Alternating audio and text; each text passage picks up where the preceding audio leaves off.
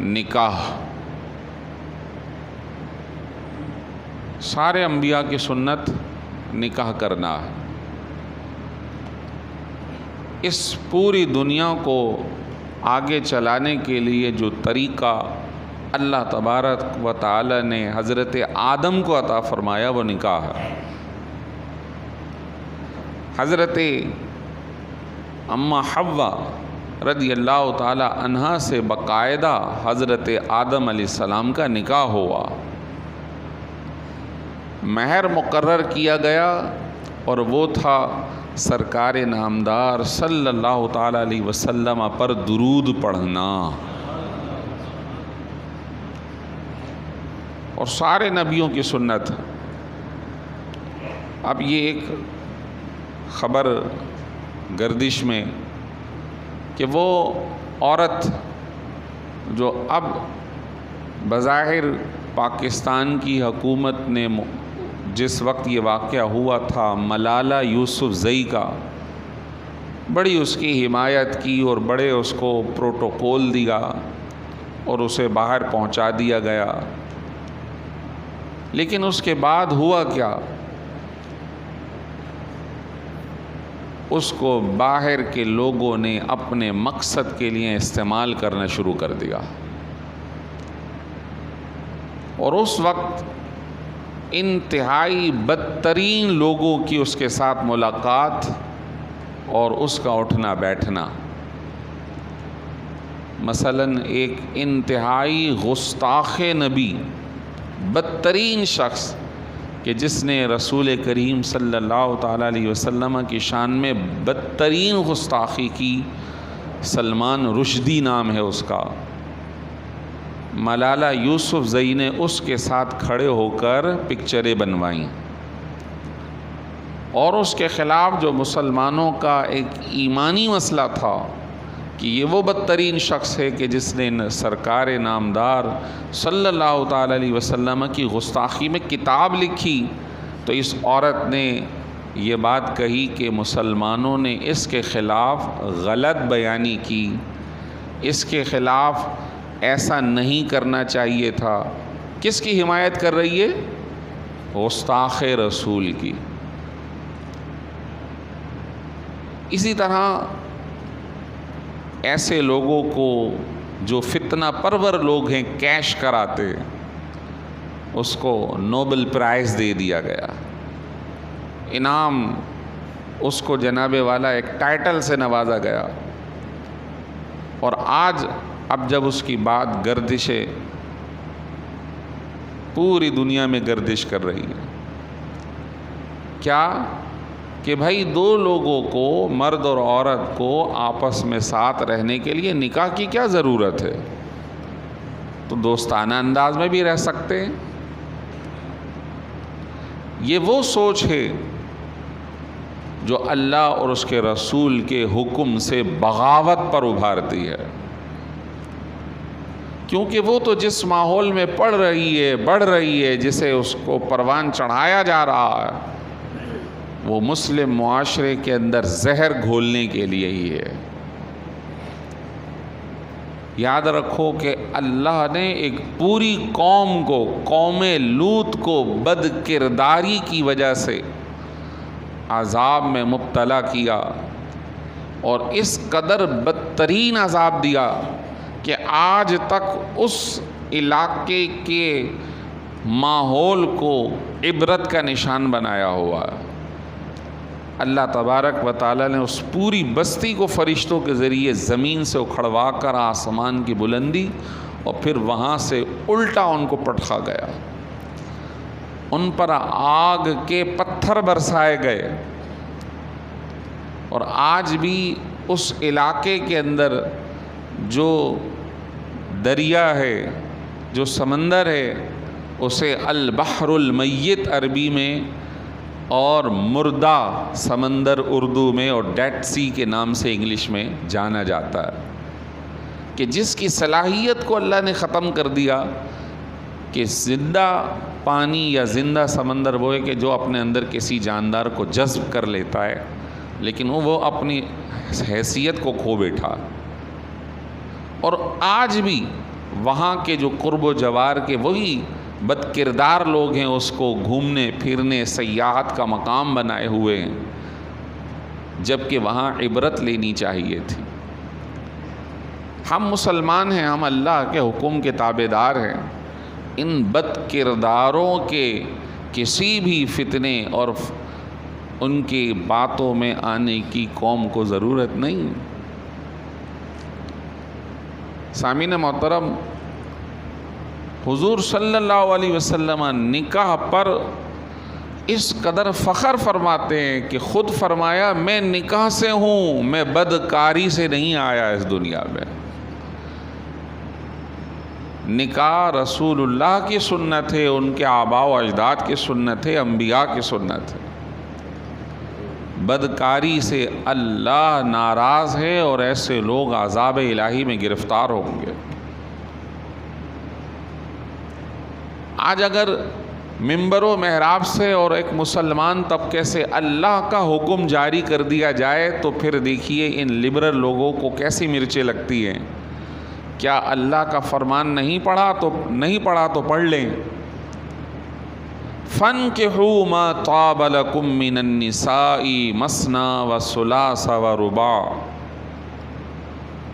جو خواتین تمہیں پسند ہوں ان سے تم نکاح کرو، 1 2 3 4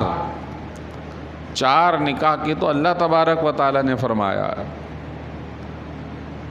جب تک تم ان کے ساتھ عدل و انصاف کر سکتے ہو، ان کے نان نفقے رہائش کا بندوبست کر سکتے ہو، تو اللہ تبارک و تعالیٰ نے حکم دیا ہے کہ تم 1 کے بجائے 2 کر لو، 2 کے بجائے 3، 3 کے بجائے 4 کر لو۔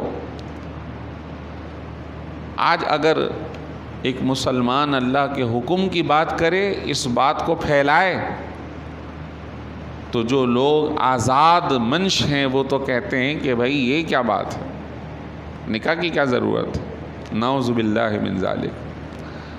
آج آپ اندازہ نہیں کر سکتے کہ معاشرے کی جو بے بسی ہے، اس کا اندازہ وہی کر سکتا ہے کہ جس کے گھر ایک بہن بیٹھے اس کی عمر بیت رہی ہے اور اس کا نکاح کا پیغام نہیں آ رہا۔ اس کا اندازہ وہ باپ کر سکتا ہے کہ جس کی بیٹی اب بڑھاپے کی دہلیز کو پہنچ رہی ہے۔ اس کے اندر ایک ہمارے معاشرے کی بھی سمجھ بوجھ کی کمی ہے، یا کسی اور سمجھ کی طرف ہم چل پڑے۔ پڑھائیں لکھائیں، اس کی تربیت کریں، ضرور حق ہے، لیکن اتنا وقت نہ لمبا لگائیں کہ پھر اس کی عمر نکاح ہی چلے جائے۔ ابھی یہ کرنا ہے، ابھی یہ کرنا ہے، ابھی یہ کرنا ہے، جب وہ کر کے فارغ ہوئی تو اب زندگی تنہائی کا شکار۔ ایسے کئی لوگ ہیں،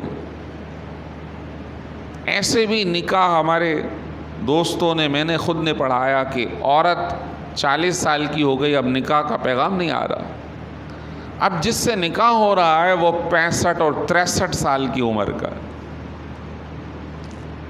مجبوری ہے، ماں باپ کا انتقال ہو گیا، بہن بھائی اپنی زندگی میں بسر گم ہیں، تو اب بتائیے اس کا کیا ہوگا۔ یا جن کے گھروں میں بیٹیوں کو طلاق ہو گئی، وہ بیٹی اپنی عمر سے بیتتے بڑھاپے کی دہلیز کو پہنچ رہی۔ نکاح کو عام کرنے کا حکم ہے۔ جس کے پاس اللہ نے طاقت رکھی ہو کہ وہ ان کی رہائش کا نفقے کا بندوبست کر سکتا ہو، تو اس کو ضرور 2، 3، 4 نکاح کرنا چاہیے۔ لیکن آج اگر کوئی دوسرے کی بات کر لے تو ایک نفسانی اعتبار سے تو ٹھیک ہے، ہر مرد چاہے گا، لیکن کیا وہ اس کا حق ادا کر سکے گا، اور کیا اس کے گھر والے اس کو ایکسیپٹ کر سکیں گے؟ یہ ایک سب سے بڑا مسئلہ۔ ایک نمازی بھائی سے ملاقات ہوئی، رونے لگ گئے انتہائی۔ مفتی صاحب بہت پریشان ہوں. میں نے کیا ہوا؟ ایک طرف ماں ہے اور ایک طرف بیوی ہے. ماں کی اور کوئی خدمت گزار نہیں، میں ہی ہوں. اس کو الگ رہائش دے دی، اس کے باوجود کہتی ہے کہ ماں سے نہ ملو. اب یہ کیا ہے؟ دین سے لا علمی ہے. یہی وہ اسباب ہیں جو رشتے کے توڑنے اور چھوٹنے کے سبب بن رہے ہیں. یہ یاد رکھیں کہ بیوی اگرچہ کہ بیوی ہے، اس کا حق ہے، اس کے لان نفقے اور اس کی ذمہ داری ہے، لیکن اللہ کے حکم کے مطابق ماں کا درجہ زیادہ ہے. لیکن ایسے کئی آل اولاد ہے کہ جو اپنے ماں باپ کی خدمت کو چھوڑ کر زوجہ اور اپنے بچوں کے اعتبار سے سوچتے ہیں. سوچنا چاہیے کہ ان کی ذمہ داری ہے، لیکن جو ماں باپ کا حق ہے وہ ادا نہیں ہو سکتا. بیوی کا تقاضا ہے کہ الگ رہائش دلائی جائے. شرعی کیا مسئلہ ہے؟ یہ انہوں نے مجھ سے پوچھا تو میں نے کہا ضرور آپ کو شیئر کروں. فقہی کتابوں کے اندر یہ مسئلہ درج ہے، فتاوی جات میں یہ مسئلہ درج ہے کہ جب ایک مرد ایک آزاد خاتون سے، غلام باندی سے نہیں، آزاد خاتون سے، الحمدللہ ہم آزاد ماحول میں ہیں، ہر فرد اور عورت آزاد ہے، ہم غلام نہیں ہیں کسی کے. آزاد خاتون سے نکاح کرے تو آزاد خاتون کا اپنے شوہر پر یہ حق ہے کہ وہ اسے ایک ایسی جگہ فراہم کرے جو چار دیواری اور اس کے ستر پوشی کرتی ہو، جس کو ہم کہہ سکتے ہیں ایک عدد کمرہ. وہ چار دیواری پر مشتمل ہے، اس کی ستر پوشی کے لیے کافی ہے. پھر مزید آج کل ہر گھر میں اٹیچ باتھ روم بھی ہوتا ہے تو وہیں پہ یہ بھی انتظام ہو گیا. اگر شوہر یہ چیز فراہم کر دیتا ہے تو اس نے اپنا فرض ادا کر دیا. اس کے باوجود آپس کی لڑائیاں اور یہ کہنا کہ ماں باپ کی خدمت یا ماں باپ سے ملنا نہیں ہے یا الگ رہنا ہے، یہ بھی ایک بہت بڑا المیہ ہے. اور اس طرح وہ اپنے شوہر کو تکلیف دے کے اس کے ماں باپ سے الگ کر کے سمجھتی ہیں کہ میں نے بہت بڑا کارنامہ کیا. تو ایسی صورت کے اندر ایک مرد کو دونوں طرف دیکھنا چاہیے. اور جس موضوع پر میں بات کرنا چاہ رہا ہوں وہ ہے نکاح. کہ جناب والا یہ مسلمانوں کا طریقہ نہیں ہے کہ بغیر نکاح کے زندگی بسر کی جائے. جو نکاح کے طریقے میں جڑ جاتا ہے، سرکار نامدار صلی اللہ تعالی علیہ وسلم اور قرآن پاک کے مطابق، حضور کے فرمان اور قرآن پاک کے مطابق اللہ اس کے رزق میں بھی اضافہ فرما دیتا ہے. اللہ اس کے رزق میں بھی اضافہ فرما دیتا ہے. اس کا اندازہ ہر وہ شخص کر سکتا ہے جو تنہا تھا اور آج آل اولاد اس کے ساتھ منسلک ہے، کہ کل تک اس کے رزق میں کیا تھا اور آج اللہ نے اسے کتنا دیا ہے، وہ پہلے کے مقابلے میں اب کس درجے پر ہے. جو نکاح سے روح گردانی کرے، رسول کریم صلی اللہ علیہ وسلم نے ارشاد فرمایا فمن رغب عن سنتی فلیس منی، جو ہماری سنت سے روح گردانی کرے، منہ پھیرے، وہ ہمارے طریقے پر نہیں ہے. آج شادی بیاہ کو ہم نے خود مشکل کر دیا ہے. آپ اندازہ کریں کہ نکاح تو آسانی سے مہر، گواہان اور چند افراد کی موجودگی میں ہو سکتا، لیکن جناب والا ہم نے اس کو اس قدر مشکل کیا کہ بعض غریب لوگ تو زکوٰۃ سے پیسے لے کر اس طرح کے انتظام کر رہے ہوتے. ایک دفعہ مجھ سے جو قبل مفتی سید صابر صاحب، تو ایک شادی کا مسئلہ تھا، تو ایک صاحب نے ان کو کہا کہ میری بہن کا نکاح ہے تو کچھ انتظام کروا دیں.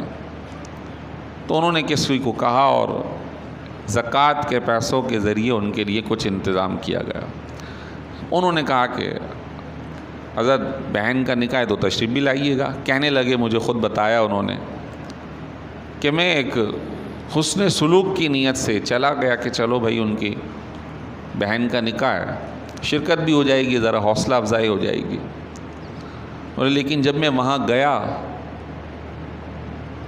تو میں نے سوچا کہ کاش میں اس کے ساتھ مدد ہی نہ کرتا، میں کسی کو نہ کہتا۔ وہی ماحول بھائی، جب تمہارے پاس نہیں ہے تو تم اس طرح کا ہال کہ جس میں لائٹنگ بھی ہے، یہ بھی ہے، وہ بھی ہے، فلاں بھی ہے، یہ کرنے کی کیا حاجت پڑی ہے؟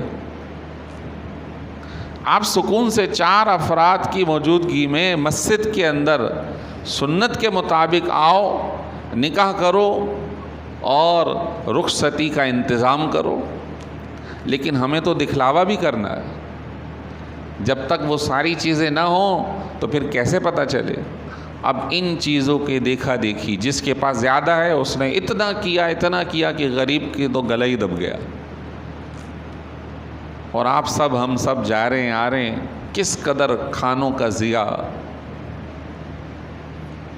کس قدر۔ حالانکہ شریعت مطہرہ میں ایسا کچھ نہیں ہے۔ ہم جس قدر ادھر ادھر ضائع کر رہے ہیں، اگر وہی رقم ان بچوں کے لیے کوئی اچھی چیز، کوئی نعم البدل مہیا کر دیں تو شاید یہ ان کے لیے بعد میں زیادہ فائدہ دے گا۔ کھانا کھلائیں، حضور نے ولیمہ فرمایا، خود بھی سنت ہے کہ آپ نے اپنے نکاح کی دعوت لوگوں کو کھلائی۔ حضرت عبد الرحمن بن عوف ایک دن مدینہ طیبہ میں حضور نے دیکھا کہ عبد الرحمن بن عوف ان کے کپڑوں پر زعفرانی کلر لگا ہوا ہے۔ آپ ذرا دیکھیے گا، صحابی رسول ہیں، 10 مبشرہ جنتی، 10 جنتیوں میں سے ایک ہیں، لیکن کیونکہ مال نہیں تھا تو وہ زیادہ دعوت نہیں کر سکے، حتیٰ کہ حضور کو بھی نہیں بتا سکے، لیکن نکاح کر لیا انہوں نے۔ حضور نے ان کی حالت کو دیکھ کے پوچھا، عبد الرحمن کیا تم نے نکاح کر لیا؟ عرض کی، حضور جی میں نے نکاح کر لیا۔ آپ اندازہ کریں ہمارا حال اور ان صحابہ بزرگان دین کا۔ جی حضور میں نے نکاح کر لیا۔ فرمایا ٹھیک ہے کہ تم پھر ولیمہ کرو، اگرچہ ایک بکری ہی ذبح کر کے لوگوں کو کھلا دو کہ یہ اعلان ہو جائے گا کہ تم نے نکاح کر لیا، یعنی لوگ بدگمانی میں نہ رہیں کہ یہ عورت کون ہے اس کے ساتھ۔ اس سے صرف اتنا مراد ہے۔ آج آپ دیکھیں کہ اس کے مضر اثرات کہ نکاح کو لوگ ترغیب نہیں دے رہے۔ ہر ایک سوشل میڈیا کو دیکھ کر، یہ جیسے اب یہ مختلف ایپ چل رہی ہیں، وہ ٹک ٹاک ہے، فلاں ہے، فلاں، یہ سب لوگ چلا رہے ہیں، دیکھ رہے ہیں۔ اس کے اندر اسی طرح یہ ٹی وی ڈرامے اور مختلف شوز والے جو کاروباری طبقہ ہے وہ انہیں کپڑے فراہم کر رہا ہے، انہیں میک اپ کروا رہا ہے تاکہ ان کی زیادہ سے زیادہ بکری ہو۔ حتیٰ کہ مذہبی لوگ، بھائی میرا کرتا لینا ہو تو میری شاپ فلاں ہے، اور میں عبایہ کی دکان لگایا ہوا ہوں، اگر خواتین کو لینا ہے تو وہاں سے لے لیں۔ نعت خوانی کرنے والے لوگ یہ کام کر رہے ہیں، بیان کرنے والے لوگ، نقیب محفل، عجیب اور غریب تماشا لگا ہوا ہے۔ اور ایسے میں وہ کالے پیلے بھی ڈسٹمبر کر کے گورے چٹے نظر آ رہے ہیں، اور اس سے ہر ایک کو لڑکا بھی ویسا ہی چاہیے، لڑکی بھی ویسی چاہیے، لیکن جب وہ دھل کر نکلتی ہے تو پتہ چلتا ہے وہ کیا ہے۔ اللہ کے رسول صلی اللہ علیہ وسلم نے فرمایا کہ کوئی حسن و جمال کی وجہ سے نکاح کرتا ہے، کوئی مالداری کی وجہ سے نکاح کرتا ہے، کوئی خاندانی شرافت اور حسب نسب کو دیکھ کر، فرمایا تم نکاح کرو تو دینداری کو دیکھ کر نکاح کرو، دینداری کو دیکھ کر نکاح کرو، کہ دیندار ہوگی تو اس طرح وہ تمہارے فرائض کو سمجھے گی، وہ آل اولاد کی تربیت کرے گی، وہ تمہارے ماں باپ کی خدمت کا اس کو معلوم ہوگا کہ یہ اولاد مر کر بھی اس کا حق ادا نہیں کر سکتا، تو وہ تمہیں اپنے گھر والوں سے جدا نہیں کرے گی۔ تو یہ ایک سلسلہ چل رہا۔ دوسرا، بات بات پر گھر والوں کا اپنی بیٹیوں اور بہنوں کی حمایت رشتے توڑنے کا سبب بن رہی ہے۔ کوشش کریں جوڑیں، آپس میں صلح مندی کروائیں۔ اور اب تو عدالتی کمیشن اتنا آزاد ہو گیا ہے، ایک درخواست پر جائیے جی خلا ہو گیا، ایک درخواست پر جائیے جی خلا ہو گیا۔ یاد رکھیں، عدالت کا ہر خلا شریعت کی نگاہ میں درست نہیں ہے، اس کے کچھ اسباب ہیں، اگر وہ پائے جاتے ہیں تو خلا ہوگا، ورنہ نہیں۔ صرف اتنا کہہ دینا کافی نہیں کہ مجھے اس کے ساتھ رہنا ہی نہیں ہے، بس قاضی نے، عدالت نے ایک سمن بھیجا، دوسرا بھیجا اور تیسرے میں لو جی ہو گیا نکاح ختم۔ شرعی اعتبار سے اتنا کہہ دینا کافی نہیں، اس کی بنیاد پہ جو ڈگری ہے وہ شرعی طور پہ معتبر نہیں۔